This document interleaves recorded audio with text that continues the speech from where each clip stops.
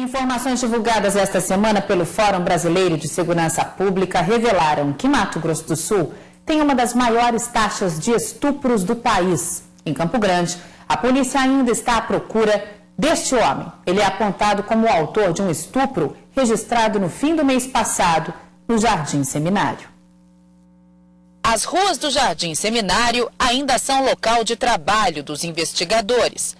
A Delegacia da Mulher está empenhada em localizar este homem, de meia idade, olhos claros e com apenas um dente na arcada dentária. Mais um criminoso que ataca o gênero feminino por não compreender o papel da mulher na sociedade. O estupro nada mais é que um retrato dessa visão do homem como uma mulher objeto.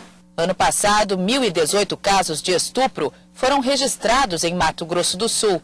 Os dados são do Fórum Brasileiro de Segurança Pública. Números divulgados esta semana que colocaram o estado no ranking dos que mais registram esse tipo de crime no país. Os dados são contestados pela Delegacia da Mulher. A delegada Marília de Brito explica que a duplicidade de registros do mesmo caso é muito comum, já que órgãos de saúde também cadastram as ocorrências.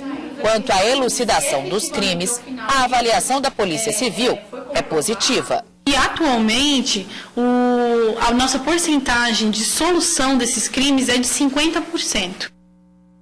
Um dado preocupante divulgado pelo Anuário do Fórum Brasileiro de Segurança Pública é que dos 1.018 estupros registrados em Mato Grosso do Sul no ano passado, a maioria é relativa a casos de estupro de vulneráveis, quer dizer, de crianças e adolescentes. Nesses casos, os crimes são investigados pela DPCA, quando a vítima é uma criança, ou pela DAEG, quando a vítima é adolescente.